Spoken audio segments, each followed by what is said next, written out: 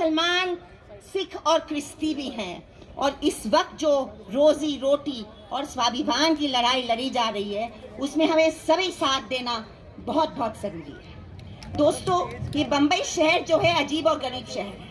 यहाँ पे आंदोलन भी छेड़े जाते हैं और यहाँ पर कॉरपोरेट की भी राजधानी है। तो ये शहर में, ये महानगरी में हमें हमारे सोसाइटीज़ में, हमारे बस्तियों में हमारे ये आंदोलन का संदेश पहुंचाना पड़ेगा, क्योंकि ये लंबी लड़ाई है। ये आज और कल में ख़त्म होने वाली लड़ाई नहीं है। हमें समझाना पड़ेगा कि पीडीएस राशन पे क्या असर पड़ेगा, हमें समझाना पड़ेगा कि महंगाई पे क्या असर पड़ेगा, और हमें ये समझाना पड़ेगा कि किसान आंदोलन ने जिस तरह एक राजनीतिक चुनौती ये सरकार को दिया है, वैसे राजनीतिक चुनौती देते हुए हम आगे आंदोलन हमारा कैसे बढ़ाएंगे। महिला किसान और महिला नेता ने बहुत बड़ी आगेवानी ये आंदोलन में दिखाई है। उनको हम सलाम करते हुए मैं कहती हूँ कि महिला होने के कारण हमने मेरा काम किया है, बावजूद नहीं। शुक्रिया। पूर्वजों ने, मतलब ऐसे नेता जिन्होंने हमेशा किसान के लिए लड़े, उन्होंने एक सिस्टम बनाया है जिसको पीडीएस सिस्टम बोलते हैं, जो राशन की दुकान में सस्ता अनाज मिलता है। आपको पता है ये अनाज का जो बिल भरती है सरकार, केंद्र सरकार, वो 4 लाख करोड़ का है।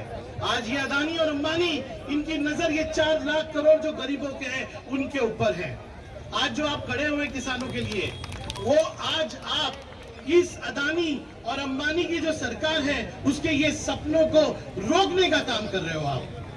आप जो आज कर रहे हो, वो अपने जो बच्चे हैं, जो आने वाला उनका कल है, जो छोटी छोटी दुकानों में हम कारोबार करते हैं, चाहे अनाज का कारोबार करते हैं, चाहे छोटी चीजों का कारोबार करते हैं, इस देश में मोदी सरकार चाहती है कि सिर्फ 2 लोगों का धंधा हो, अदानी और अंबानी का।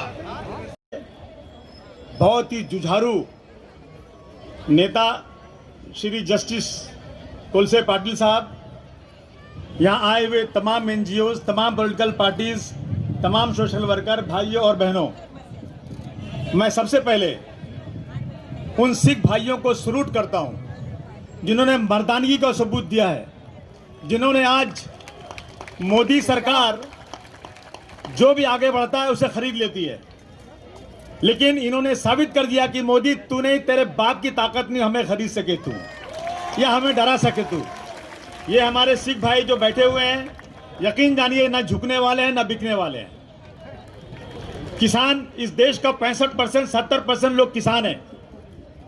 मोदी, तुमने जो तय किया है कारपोरेट को बढ़ाने का, इंशाअल्लाह ये जो आंदोलन शुरू हुआ है, अब उन कारपोरेट को जब तक बर्बाद नहीं कर देंगे हम लोग चुपचाप बैठने वाले नहीं है।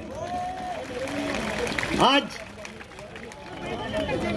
ये 3 कानून जिस तरह से डिक्टेटरशिप पे पास किया गया, पार्लियामेंट में डिस्कशन नहीं हुआ, इस कानून को आपको खत्म करना ही पड़ेगा।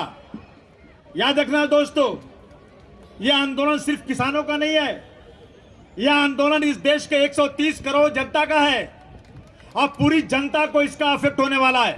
वो तो एहसान है किसानों का जो बेचारे इतने दिनों से बैठे हुए हैं। हम सबको उसी तरह से मुंबई में बैठ जाना चाहिए। हर गली में, हर शहर में, हर गांव में यह आंदोलन शुरू होना चाहिए, वरना मोदी जी हमारे देश को गिरवी रख के वापस चले जाएंगे। मैं बहुत मुबारकबाद देता हूं दोस्तों, ये जमाखोरी का काम हो रहा है, पूरा का पूरा गोडाउन बन रहे हैं, कई लाख टन के, ट्रेन की पटरियां भी अंदर जा रही हैं, सारे गल्ले, सारी चीजें ये लोग खरीद कर जमाखोरी करेंगे, और जब शहर में, मुल्क में गल्ला कम होगा तो उसको ब्लैक करेंगे। न जाने इन कमीनों को कितने पैसों की जरूरत है, कितना पैसा कमाना चाहते हैं।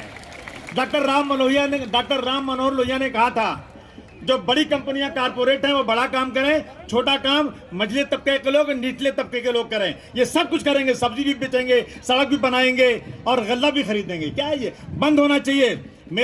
मैं बहुत मुबारकबाद देता हूं तमाम एनजीओज को जिन्होंने मुंबई में शुरू किया, लेकिन ये खत्म नहीं होना चाहिए। जब सर्दी के मौसम में किसान बैठा हुआ है, सैकड़ों किसान ने जो शहीद हो गए लेकिन टस से मस नहीं हुए, तो हमें भी इसी तरह से मुंबई में और चारों तरफ ये आंदोलन बढ़ाना चाहिए।